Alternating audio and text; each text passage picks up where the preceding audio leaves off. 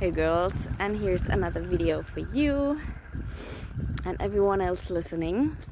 So the reason why I believe there are so many people, especially now at this time, going down with stress, feeling stressed like most of the time, most of their lives, getting into depression and anxiety and getting panic attacks and all of these things, are that we have learned to think, we have learned to be in our head constantly. From we start school and all the way through our school life, we learn to calculate, we learn to speak, we learn to write, we learn about rocks and trees and chemistry and biology and so many other different things, and some, yes, are good to learn, are great to know. Some are like, you're never gonna need it. So yeah, personally I believe that there are a lot of things in schools that we didn't need to learn and could be spent much more productive, much better. But back to the brain. So I think that the reason why we are feeling so stressed, that so many people get anxiety, so many people get overwhelmed, is because we have to think about so many things all the time. We constantly have to be logical, we constantly have to think about everything, we constantly have to make decisions. We have to pay bills, we have to worry about paying the next bill, we have to we are a lot of time in the future, and then we're also in the past, because then we're thinking about the things we did and all the mistakes we made, and this person said this and so on. We are constantly in our head, and when we are in our head, we're disconnected from our body, and our body is telling us so many things. Intuition is one thing. You can go listen to another video about that if you want to. But another thing is just these signs that it's giving you that something is wrong. Like signs that you have too many things to worry about is one thing. Before it leads to stress, your body will always tell you what's going on. But if you're not in your body, if you're not listening, you won't get it, you won't hear it.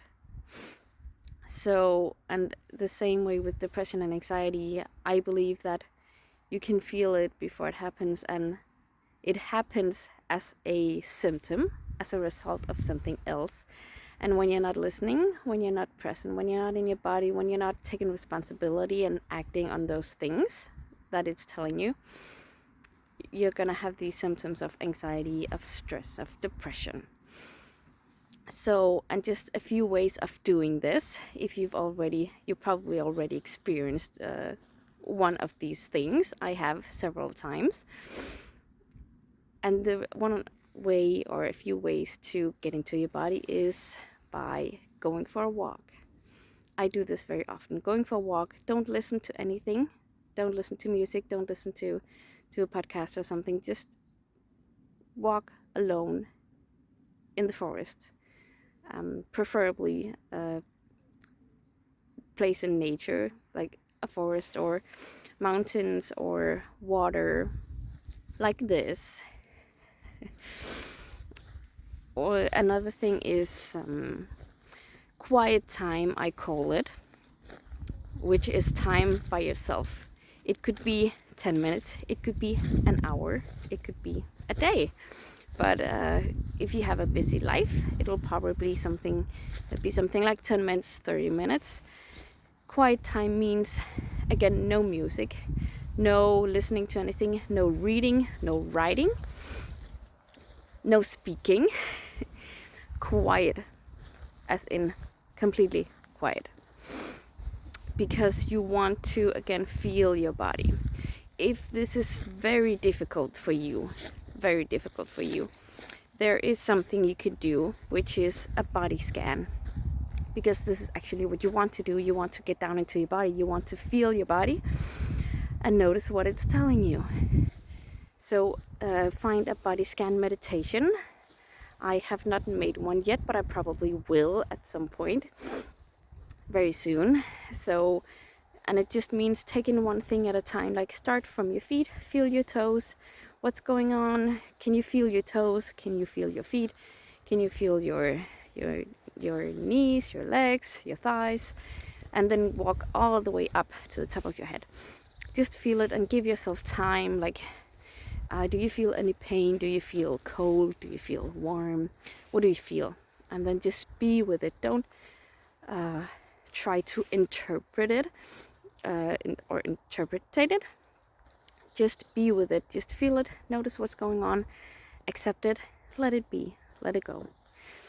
And there was one other thing that I wanted to say, but it slipped my mind again.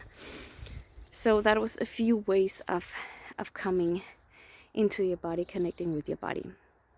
Another thing is breath work, which I also do a lot. Taking a few breaths. There's different ways of doing that.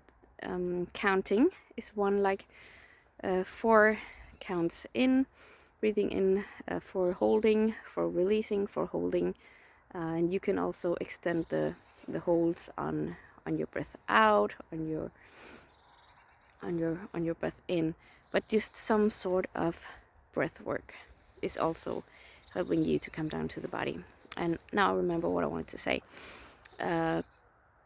The most important thing, because these are just things that you should do and will do, but the most important thing is that you in your daily life are very present in your body, very aware, because usually we tend to shut down that part when we're working, because we're focusing on working, we're concentrating on our job, we are doing something else, or we're cooking, or we're training, or whatever. But have just a little bit of awareness into your body, like what's going on, what is your body telling you? Do you stop breathing, or breathe very shallow? Should you take a few deep breaths and let it calm down? So being aware, being present is how you kind of continue this. So the first things I mentioned was ways to practice it, but the important thing is to be aware of it, be present in your body constantly, so you know when you're doing too much and when you're not doing enough. So that was a little bit about connecting, body connection as I call it, and suffering from stress and depression. So I hope you enjoyed it. Just choose one of these things to work on as a beginning. See what experiment, find out what works for you, and then do that. I hope you liked the video, and I'll see you next time. Bye.